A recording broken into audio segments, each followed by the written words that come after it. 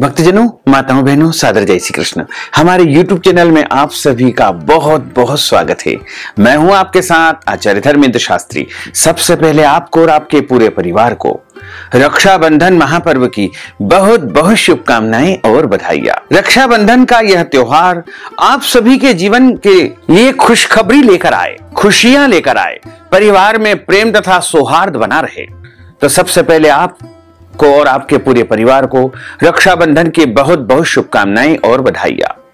भगवान श्री हरि लक्ष्मी नारायण जी का भरपूर आशीर्वाद आप सभी के ऊपर सदैव बना रहे और भाई बहन का प्रेम भी सदैव बना रहे। तो आज हम आप सभी को रक्षाबंधन का शुभ मुहूर्त तथा राखी बांधने की विधि, यह संपूर्ण जानकारी इस वीडियो के माध्यम से आज आपको प्रदान करने जा रहे हैं। आप सभी से अनुरोध है कि इस ज्ञानवर्धक वीडियो को पूरा देखिएगा, अंत तक देखिएगा और देखने के बाद अधिक से अधिक लोगों को शेयर भी कर दीजिएगा। सत्य सनातन धर्म में रक्षाबंधन का महापर्व बहुत ही विशेष माना जाता है। इस त्योहार की प्रतीक्षा सभी भाई बहन बहुत बेसब्री से करते हैं। यह पर्व विशेष रूप से सभी भाई बहनों और उनके रिश्तों को समर्पित है। इस दिन सभी बहनें अपने भाई के दाहिने हाथ की कलाई में शुभ मुहूर्त में रक्षा सूत्र बांधती है। इसके साथ ही वह अपने भाई की अच्छी सेहत तथा लंबी उम्र की कामना करती है। वहीं भाई अपनी बहन को उसकी रक्षा का वचन देता है। रक्षाबंधन का महापर्व प्रतिवर्ष श्रावण माह के शुक्ल पक्ष की पूर्णिमा तिथि को मनाया जाता है। इस वर्ष रक्षाबंधन का महापर्व 19 अगस्त 2024 सोमवार के दिन मनाया जाएगा। प्रतिवर्ष बहनें अपने भाई की कलाई पर राखी बांधने के लिए शुभ मुहूर्त जानने के लिए उत्सुक रहती है। इस साल 2024 में रक्षाबंधन का जो शुभ मुहूर्त रहेगा वो इस प्रकार रहेगा। श्रावण माह के शुक्ल पक्ष की पूर्णिमा तिथि का प्रारंभ 18 अगस्त 2024 की सुबह 3:05 से आरंभ हो जाएगा, जो कि 19 अगस्त की रात को 11:55 पर पूर्णिमा तिथि समाप्त हो जाएगी। अतः श्रावण मास के शुक्ल पक्ष की पूर्णिमा तिथि यानी पूर्णिमा का व्रत, स्नान दान की पूर्णिमा, श्रावण मास समापन की पूर्णिमा, नारियल पूर्णिमा जिसे नारियल पूनम के नाम से भी जाना जाता है, श्रावणी पूर्णिमा, रात्रि व्यापिनी पूर्णिमा, चंद्रोदय व्यापिनी पूर्णिमा तथा सावन का अंतिम सोमवार और सावन माह का समापन दिवस 19 अगस्त 2024 सोमवार के दिन ही रहेगा। इसी दिन सभी भक्तजन माताएं बहनें रक्षाबंधन का महापर्व मनाएंगे और जो माताएं बहनें प्रत्येक पूर्णिमा का व्रत करते हैं उनको भी 19 अगस्त 2024 सोमवार के दिन ही पूर्णिमा का व्रत रखना है। और जो पूरे श्रावण माह का व्रत करते हैं या श्रावण सोमवार का व्रत करते हैं उनको इसी दिन श्रावण सोमवार का या सावन माह का व्रत का उद्यापन करके समापन करना चाहिए तथा इसी दिन देवी देवताओं को राखी अर्पण करना चाहिए। और श्रवण कुमार का पूजन भी इसी दिन किया जाता है। ब्राह्मणों का सबसे बड़ा महापर्व इस दिन मनाया जाता है, जिसे श्रावणी उपाकर्म या हेमाद्री के रूप में माना जाता है। इस दिन सप्तऋषि भगवान का पूजन करके और 10 विधि स्नान करके यज्ञोपवीत धारण करना चाहिए। शुभ मुहूर्त में रक्षाबंधन करने का विधान है। चूंकि रक्षाबंधन की जो परंपरा है वो आदि अनादि काल से चली आ रही है। सबसे पहले राजा बलि को माता महालक्ष्मी ने राखी बांधी थी, उसके बाद से ही यह परंपरा लगातार चली आ रही है। लेकिन हमारे धर्म ग्रंथों तथा पुराणों में बताया हुआ है कि भद्रा काल में 2 कर्म बिल्कुल नहीं करना चाहिए। भद्रायाम द्वैन कर्तव्यम श्रावणी फाल्गुनी तथा, अर्थात भद्रा काल में कभी भी 2 कार्य नहीं करना चाहिए। एक होता है श्रावणी, श्रावणी का अर्थ होता है राखी बांधना यानी रक्षा बंधन करना, और दूसरा होता है फाल्गुनी, उसका अर्थ होता है होलिका दहन करना। इसलिए कभी भी भद्रा काल में होलिका दहन या रक्षा बंधन नहीं मनाना चाहिए। इस बार पूर्णिमा तिथि लगते ही यानी 3:05 से सुबह भद्रा आरंभ हो जाएगी, जो कि 19 अगस्त को दोपहर 1:19 पर भद्रा समाप्त होगी। भद्रा काल में कभी भी राखी नहीं बांधना चाहिए। चतुर्दशी तिथि में कभी भी राखी नहीं बांधना चाहिए। इससे घर में, परिवार में, गांव में, नगर में, शहर में, राज्य में, देश में बड़ी हानि होने की संभावना रहती है। इसलिए रक्षाबंधन का जो कार्य है, रक्षाबंधन का जो विधान है, वो शुभ मुहूर्त में ही संपन्न करना चाहिए। हालांकि आप चाहें तो प्रातः काल के समय यानी 19 अगस्त को 1:19 के पहले पहले अपने घर के देवी देवताओं का पूजन अर्चन कर ले और उनको आप राखी अर्पण कर सकते हैं। प्रभु को राखी अर्पण करने का कोई दोष नहीं है, लेकिन अपने भाई की कलाई पर आपको भद्रा समाप्त होने के बाद ही राखी बांधना चाहिए। राखी बांधने के समय पंचक का कोई दोष नहीं माना जाता है। 18 एवं 19 अगस्त 2024 को सुबह 3:05 तक चतुर्दशी तिथि रहेगी। चतुर्दशी तिथि में भी राखी नहीं बांधना चाहिए। अतः आप यदि राखी बांधने का कार्य कर रहे हैं तो आपको 19 अगस्त 2024 सोमवार के दिन भद्रा से मुक्त जो समय रहेगा, जो कि दोपहर 1:19 से आरंभ होकर के देर रात तक यानी 19 अगस्त की देर रात तक आप राखी बांधने का कार्य संपन्न कर सकते हैं। इसमें किसी भी प्रकार का कोई दोष नहीं लगेगा। राखी बांधने का कार्य यदि शुभ समय में, शुभ मुहूर्त में संपन्न किया जाए तो उस कार्य की शुभता में और अधिक वृद्धि होगी। भाई बहन के रिश्ते को अटूट बनाने के लिए इस बार राखी बांधने का कार्य आपको शुभ मुहूर्त में ही करना चाहिए। राखी बांधने का जो सबसे श्रेष्ठ मुहूर्त रहेगा वो 19 अगस्त 2024 की दोपहर 1:19 से शुरू होकर के देर रात तक रहेगा। यदि चौघड़िया के अनुसार आप राखी बांधना चाहते हैं तो 19 अगस्त 2024 सोमवार को दोपहर 1:30 से लेकर के 3 बजे तक चरखा चौघड़िया रहेगा।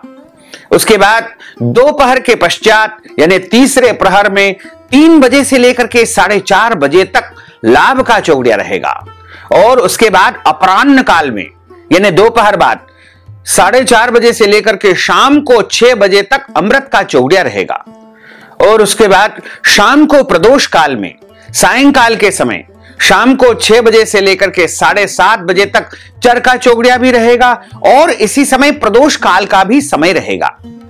इसलिए राखी बांधने का यह सबसे सर्वोत्तम और श्रेष्ठ मुहूर्त रहेगा।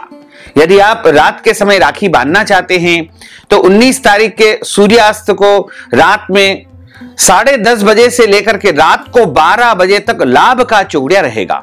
इसमें भी आप राखी बांधने का शुभ कार्य संपादित कर सकते हैं। क्योंकि इस दिन श्रावण माह का समापन दिवस है और अंतिम श्रावण सोमवार है, तो सभी माताएं बहनें इस दिन व्रत रखेगी और व्रत रख करके उनको शाम के समय प्रदोष काल में पूजा अर्चना करने के बाद ही व्रत का पारणा करना चाहिए यानी व्रत खोलना चाहिए। क्योंकि श्रावण माह का व्रत या शिव पूजा के जो व्रत होते हैं उनका जो व्रत का पारणा किया जाता है वो 3 प्रहर के पश्चात आप कर सकते हैं। यानी दोपहर 12 बजे समाप्त हो जाती है, उसके बाद तीसरा प्रहर दोपहर 3 बजे के बाद से आरंभ हो जाता है। तो तीसरे प्रहर के बाद आप कभी भी पूजन अर्चन कर ले बाबा भोलेनाथ का और उसके बाद शुद्ध और पवित्र भोजन से आप व्रत का पारणा कर सकते हैं। वैसे भी जो बहनें राखी बांधती है वो व्रत धारण कर सकती है। यदि वो व्रत नहीं भी करे तो भी कोई दोष नहीं लगेगा, लेकिन संभवतः उनको व्रत रखना चाहिए। जो बहनें अपने भाई की कलाई पर राखी बांधती है उनको सबसे पहले रक्षाबंधन की कुछ तैयारियां करनी चाहिए। राखी बांधने के लिए मिठाई की व्यवस्था करनी चाहिए। यदि संभव हो तो अपने घर में ही कोई शुद्ध और पवित्र मिठाई अपने भाई के लिए बनाएं। यदि नहीं है तो बाजार से भी आप मिठाई ला करके उसका उपयोग कर सकते हैं।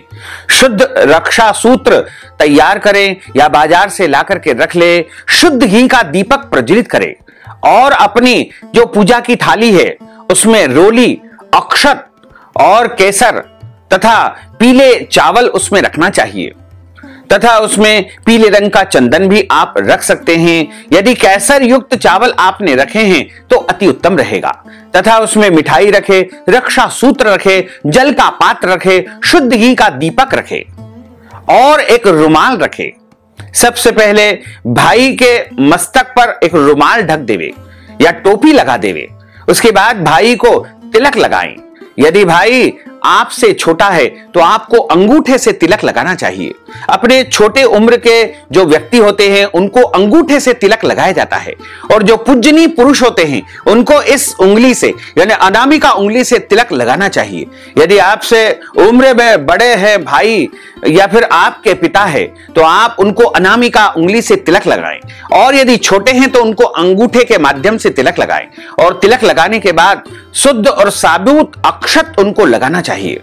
और उसके बाद उनकी दाहिने हाथ की कलाई पर यानी सीधे हाथ में उनको राखी बांधना चाहिए। राखी बांधने के बाद अपने भाई के हाथ में नारियल रखे, कुछ पैसे रखे तथा उनको मिठाई खिलाएं और आरती उतारे, दोनों तरफ उनके जल अर्पण करें। इस प्रकार राखी बांधना चाहिए। और जो बहनें हैं वो भाई को ही नहीं, अपनी छोटी बहन को, बड़ी बहन को भी राखी बांधे, अपनी माता को भी राखी बांधे, अपने पिता को भी राखी बांधे, और अपने जो भी परिजन होते हैं, दादा दादी, चाचा चाची, बुआ या अन्य जो भी मामा मामी होते हैं, उन सभी को भी राखी बांधना चाहिए। रक्षाबंधन का जो प्रेम है वो सभी के प्रति प्रदर्शित करने का ही महापर्व होता है। इसलिए आप सभी को राखी बांध सकते हैं, यहां तक कि गुरु अपने शिष्य को भी राखी बांध सकते हैं, और शिष्य अपने गुरु को भी इस दिन राखी बांध सकते हैं। राखी का जो त्योहार है वो श्रावण माह के शुक्ल पक्ष की पूर्णिमा तिथि से ही आरंभ होता है। कई लोग ये कहते हैं कि हमको समय नहीं है तो एक दिन पहले ही हम राखी बांध ले या सुबह सुबह राखी बांध ले।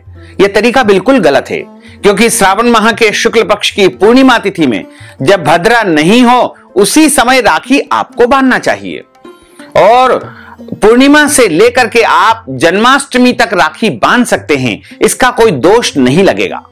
यानी आप चाहें तो 19 अगस्त से लेकर के 26 अगस्त तक लगातार इन 9 दिनों में कभी भी राखी बांध सकते हैं, इसका कोई दोष नहीं लगेगा। लेकिन जो पहली राखी है वो प्रभु को अर्पण आपको श्रावण माह के शुक्ल पक्ष की पूर्णिमा तिथि के दिन ही करना चाहिए।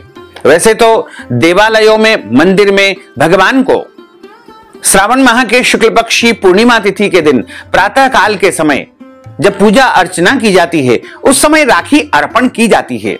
लेकिन कहीं कहीं ऐसी भी परंपरा है कि जब भद्रा समाप्त हो जाए उसके बाद ही देवी देवताओं को राखी अर्पण करके अपने भाई की कलाई पर राखी बांधना चाहिए।